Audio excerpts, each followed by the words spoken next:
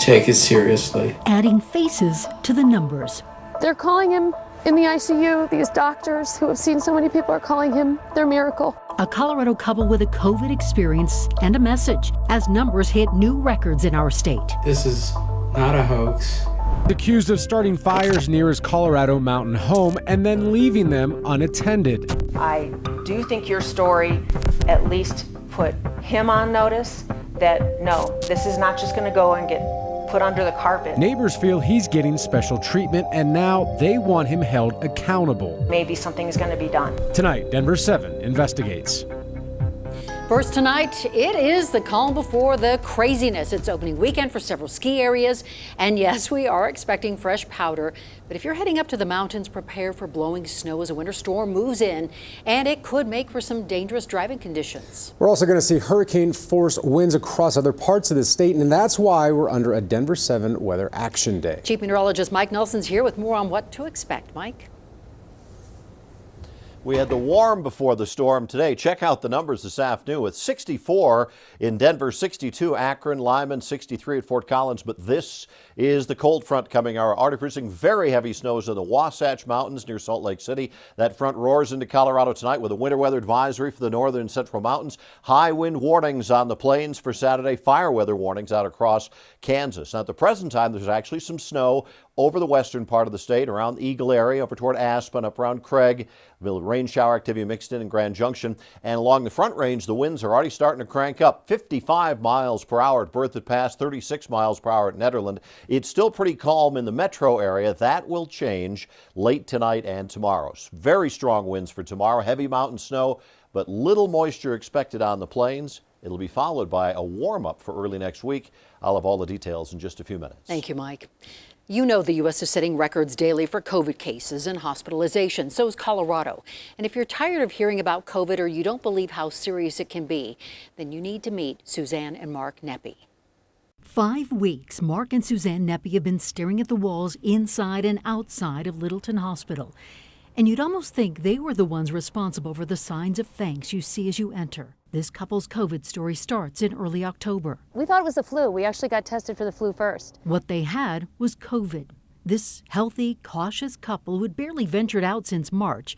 She with a light case, Mark a much more extreme case. He said, you know that when I go in there, you can't come in, and that might be the last time I see you. And I said, we have to take that risk because I don't want you to die at home. Mark stayed 4 weeks in the ICU. It's very serious. Take it seriously. 2.5 of those weeks on a ventilator alone. It made me insane. And then because I tested positive, I had to stay in isolation in my house and not have support. Not even on October 14th, the day they were to celebrate their 30th wedding anniversary. Suzanne couldn't be by her husband's side. They would fist bump him when he was on the ventilator.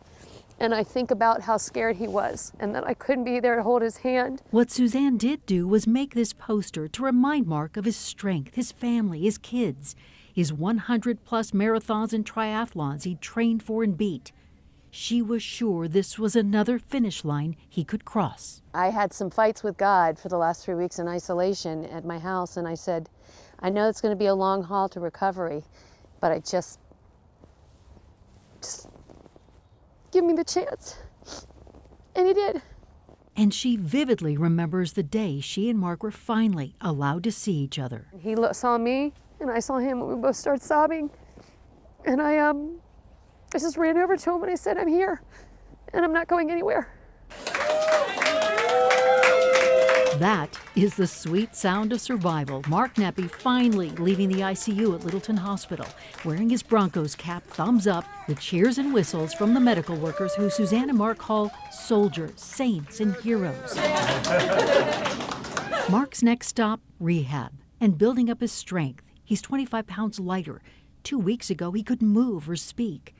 But he has found his voice to let you know COVID is not to be taken lightly. This is not a hoax. This is not fake news. This is not the flu. This is something to be taken very, very seriously, and it's life-threatening. And this really isn't a joke. Just when we thought it couldn't get any worse, the numbers today show it has. Nearly 6,500 new coronavirus cases added to our count today. That's another new record high for daily cases in Colorado. More than 1,300 Coloradans are in the hospital with either a suspected case or a confirmed case. The state's positivity rate has increased to more than 12%. He's accused of starting multiple fires in Colorado's mountains. His neighbors say he has a 4-year history of doing it, and so far he's avoided any legal consequences. And now they wonder if he's received preferential treatment because his wife is a DA. Denver7 Chief Investigator Tony Kovaleski reports now there appears to be a new road to accountability. I think he knows very well what he's doing. You can see here, this fire's piled up. Our main concern is we just don't feel safe here. To understand their fears and their frustration, it's not just one mistake, it's a string of mistakes. we must first understand how we got here. When I saw the column of smoke, I didn't think there was any chance that the firefighters would save the cabin. He's talking about this fire back in 2016. Homes evacuated. The video and the pictures show the flames and the continuing scars. Damage that lingers 4 years later. A 10-acre fire that could have been much worse. He's lit fires on repeated occasions that have endangered life and property. I could not believe my eyes as far as it wasn't one, it wasn't two, how many fires there were. Nobody seems to be in the vicinity. And this is video from last month. A dozen slash piles set on fire, some up against fully grown trees. The fire started and abandoned. Nobody on the property. Anybody here? Help me understand how you can start a fire in this forest and walk away from it. I can't understand. Lori and Tim Pope are neighbors of the accused fire starter. This house is something that we've wanted to do since we got married, build a house together. It means everything to us, the view and the peacefulness. This is your place. Yes, sir. So we have a lot of really good memories here, and it's very dear to our family. Dominic Meyer's family cabin is right next door to where the fire started. Both families point to this sign. It's on the gate to enter their community, a sign that they say explains the growing tensions. What's that sign say to you? It says that people feel like their voices aren't being heard, because if you've got to write a sign on a gate to send a message to somebody, that's kind of sort of a desperate act. Here's the man, the neighbor they want held accountable. His name is Christopher Linsmeyer. Court records show he's been accused of multiple fires, including this case from last year. Last summer, when I was driving up the street, we noticed that Christopher had 4 fires, and it was a red flag warning day. Neighbors outright accuse Linsmeyer of arson, and court records show he's been charged with arson, but to date he has never been convicted of arson. Following the fires last summer, those same neighbors wanted accountability from the courts. They sent letters to the judge, including, "We fear for our lives and that of our property because this individual has been allowed to repeatedly commit the same acts of arson with no punishment." Another letter read, "The only thing that will modify his behavior is time in jail." If I had done what Christopher has done, do you think that I'd be sitting here? I'd be sitting in a cell. And that's where he needs to be. But that's not what happened. Earlier this year, court records show that arson charge was dropped down to 2 simple county ordinance violations and a $1,500 fine. There's something about Christopher. He knows he can do this and nothing's going to happen to him. So why has next to nothing happened? Neighbors wonder if his marriage has brought preferential treatment from the courts. Christopher Linsmeyer's wife is Denver District Attorney and former state legislator Beth McCann. When you found out he's married to the DA of Denver, what did that say to you? We're puzzled at why something hasn't happened, why he hasn't been held accountable. And then you see that his wife is the Denver DA, and in a powerful political position, it does bring questions. Some of those questions were answered. Days after the initial Denver7 Investigate story, the district attorney filed 12 felony arson charges against Christopher Linsmeyer, accusing him of starting a dozen fires on his property and walking away. The frustration of the neighbors was, why didn't something happen significant before this? What's the answer? I really don't know. He's the DA for Grant County.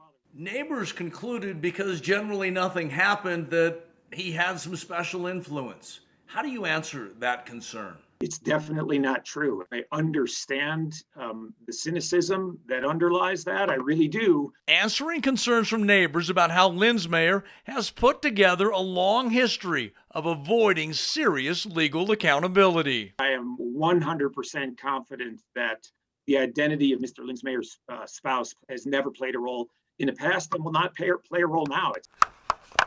So neighbors are now setting boundaries and watching closely, clearly sending a strong message to the man they call a fire starter. What I would like to say is, Christopher, we really resent that you've made it so hard to live here.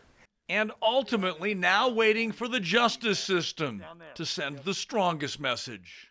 I'm glad the charges were filed, but I won't be satisfied until he's actually convicted.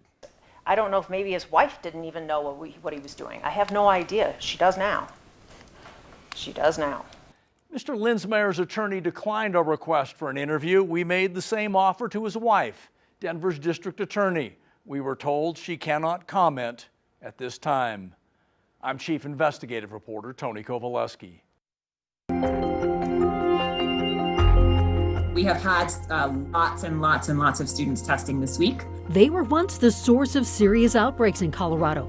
Now college kids are heading home for the remainder of the semester, many flying. It's the holidays. Let's all do the best we can do. What DIA is doing to keep travelers safe. A surge in unemployment claims in Colorado has the state digging a little deeper, why they're now launching an investigation. Blowing snow and gusty winds. Avalanche danger is here. What you need to know as a winter storm moves into the high country.